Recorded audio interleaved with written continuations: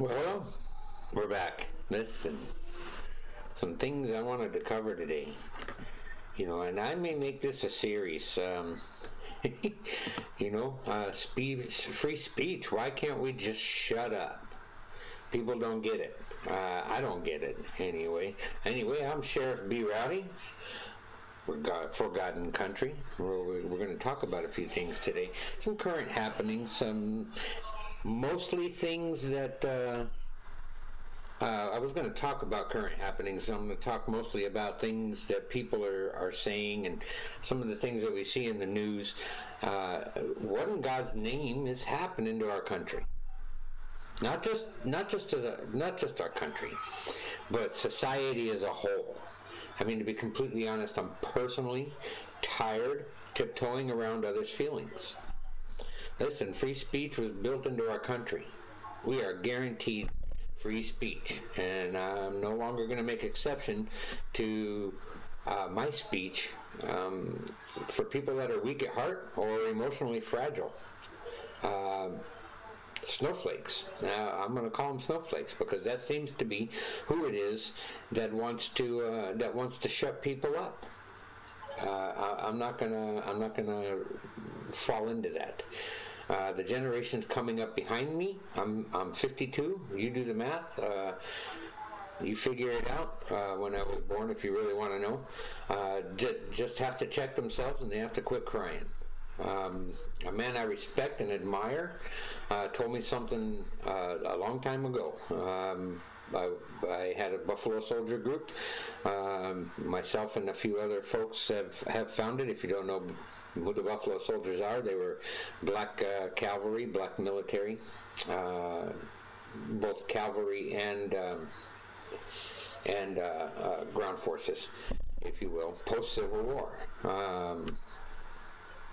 Very seldom mentioned group, but huge. Anyway, we were doing a lot of public speaking. I had to ask, hey, what is it that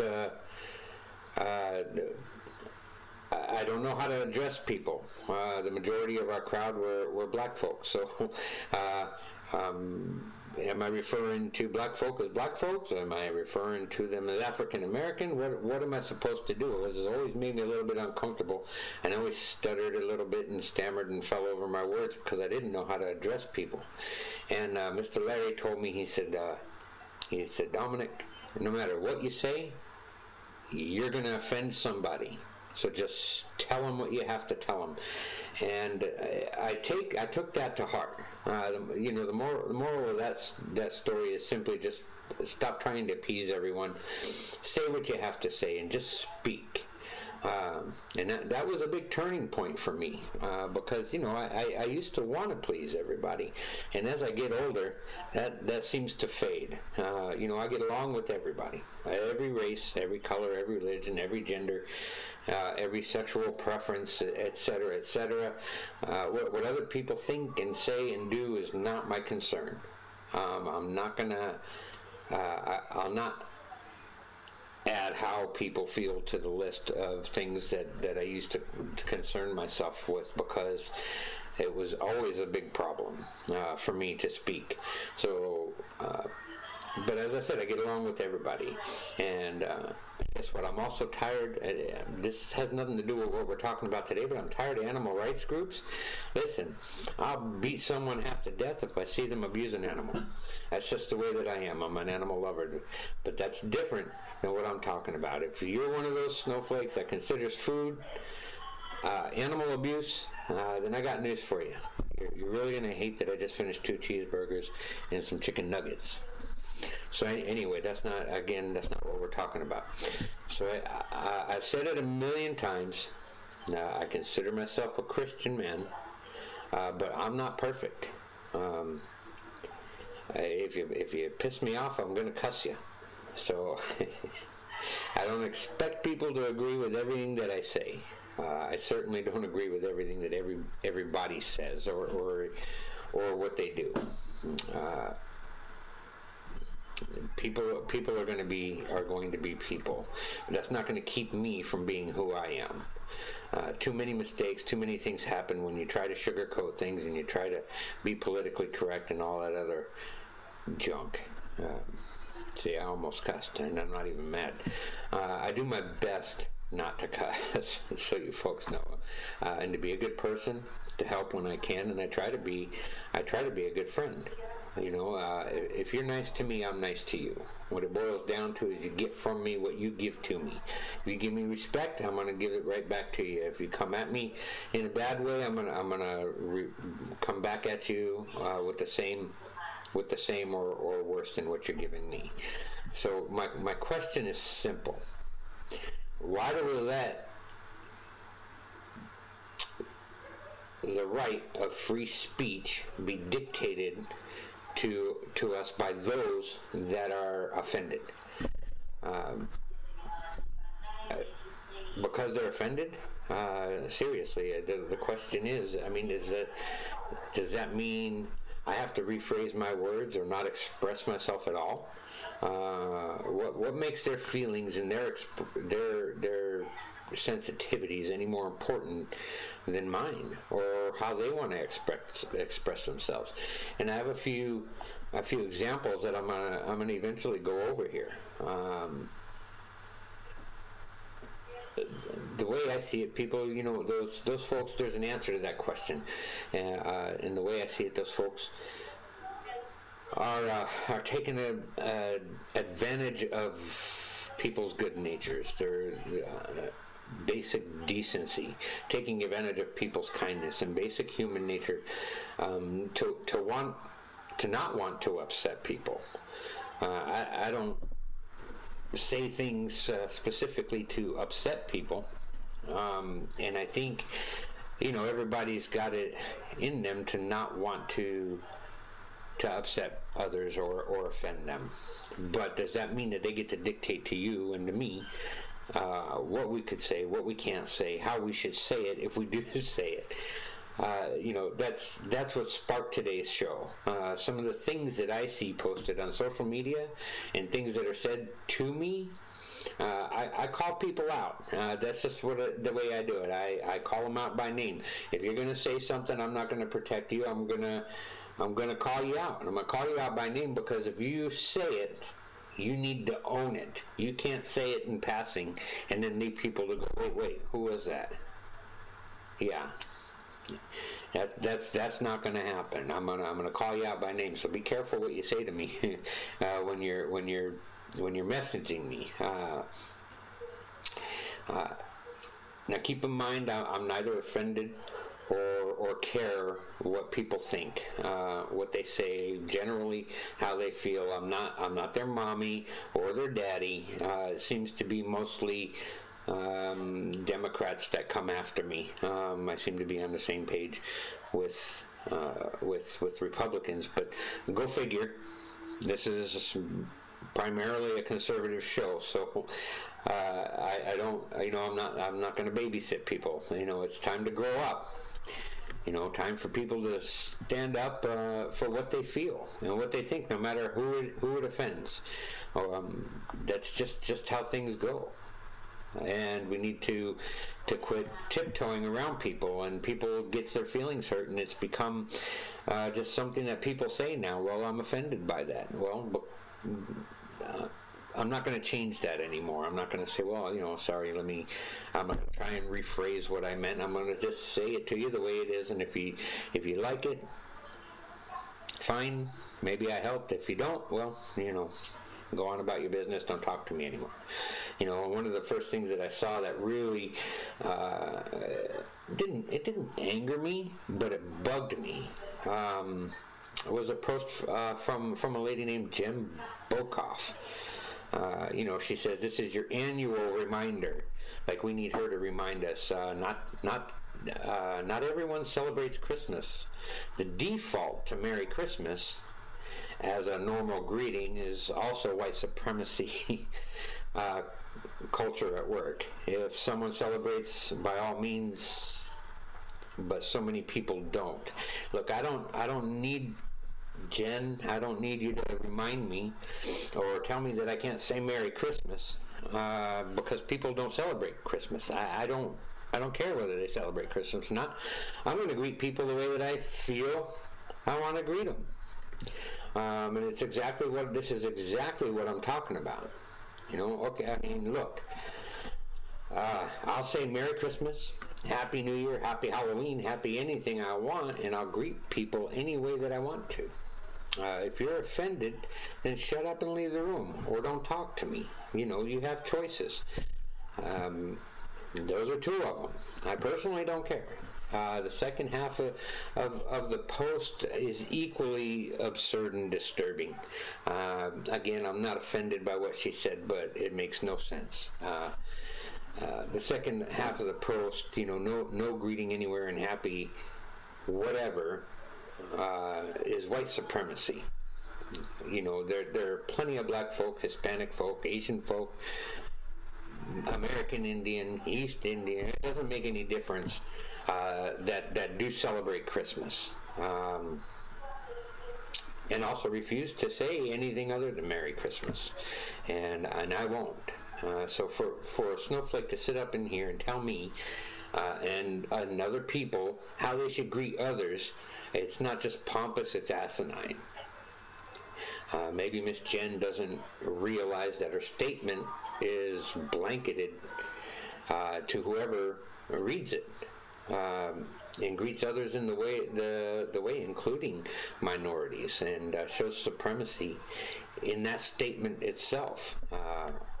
All the while, it's okay for people like Hamilton Harris to post, you know, to sit up there and post things like she did today. Our Kwanzaa celebrations are one of my favorite childhood memories. The whole family would gather around across multiple generations, and we'd tell stories and light the candles, quote. Whether you're celebrating this year with those that live with you or over Zoom, happy Kwanzaa. Okay, that's okay. Well, what about those folks that don't celebrate Kwanzaa? You know, where's Miss Jen asking her to not say this for fear that it may offend someone? Why is it okay for these snowflakes to accept that a politician can say something, an elected official to express themselves, but not everyday people? Not me and you. We're not allowed to do that. They want to keep us silent unless you're Miss Jen and you want to put your opinion out there. Then, you know, the answer's clear to me, because we let it happen. If we keep letting people tell us that we need not say this, not say that, or we need to rephrase it, then that's what's going to happen, is we're going to be silenced. We're going to just stop talking because we're too concerned about what the guy next to us thinks, or the lady across the street heard me say to my son when he made me angry, or what have you. You know, so here's another one from one of our outspoken and overexposed celebrities. You got it. Oh yes, my friends, not even our useless and overprivileged celebrities are safe when it comes to being called out on the things that they say. And of course, it seems to be just a handful of these folks that really say anything, but nobody really cares. So this is what Mrs. Whoopi Goldberg says. President Trump should try being waterboarded so he can see how the terrorist feels. You know, and there's that's what she had to say. And then Mr. Mark Robinson, he came out and with a perfect response. He says, you know, perhaps she should try being beheaded and burned alive so she can see how the terrorist victims feel. So bravo to you, Mr. Robinson, for your reply. And that's a 2-year-old post, but the point is still relevant. What makes anyone like Whoopi or De Niro or Oprah, for that matter, or any of the elites in Hollywood, think anything that they say makes a hill of beans to anyone? I'm going to say things the way that I want to say them. Here's what I have to say to anyone that listens to these outspoken millionaires, okay, on television, because I think you have to be really weak to listen to what a celebrity says and base anything that you have to say or do on what they're telling you. So while you're sitting there listening to this bull crap that they're making, listen, they're making great money telling you who's making you poor. You don't see these people doing movies for free, or for a $600 paycheck, that's for sure. In fact, their Democrat buddies in Congress tried to sneak into this package to make it illegal for you, fans of these people, to stream their movies. Yeah, they want it to be a felony. Any guess why? I can tell you exactly why. Because when you stream something that is shared, from a private person that may have bought the movie, where they've already made royalties on it, you cannot reshow it. And why? Because they don't get paid. The bottom line is they don't get royalties for the showing of those movies, and they're pissed about it. And they're angry about it. So the next time you want to stream a movie, think about it. Could it be a felony? Are you kidding me? Do you think Mr. Cruz is thinking about COVID while he's being spread on his movie set while he's filming another James Bond or Mission Impossible or whatever the hell it is that he's doing? Do you think he's worried about COVID being spread on the set? Hell no. He don't care. We all heard his little rant to the people he sees as underlings. Make no mistake, my friends, he doesn't care about the staff on set. What he cares about is that the movie gets made so he can get paid. That's the bottom line. That's what these folks are out there for. They shouldn't be speaking on politics. They should be shutting up.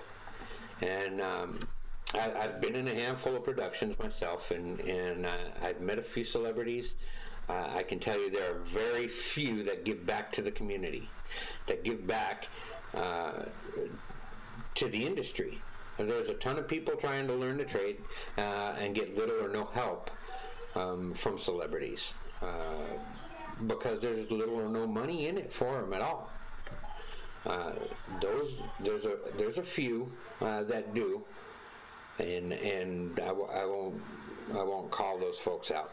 But let's get real: the elite don't care about the industry, or up and comers, or the people that buy their movies or go to the theaters to see them. What they care about is getting paid.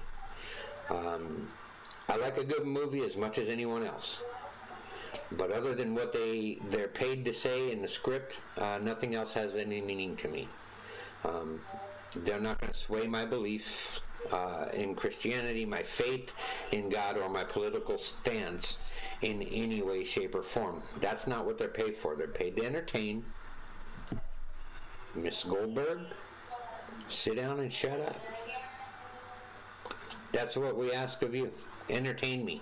Other than that, you have no place to say anything. So the next time you folks watch a movie or even sports, and your favorite actor, your favorite sports person, your favorite news anchor, whoever, has something political to say, if you change your thoughts and your belief system based on what they're telling you, those are the weak people I'm talking about. Those are the people I'm not gonna cater to. It's important to know the government. It's important to know the government, Hollywood, sports teams. I've said it in some of my other shows. The media, all the influential people we see on TV are there for no other reason than to take your money. That's it. None of these entities or people care about you. They only care that you spend your money so that they can get paid. The networks, they go with whatever political party is going to give them the best deal. That's what mainstream media is all about.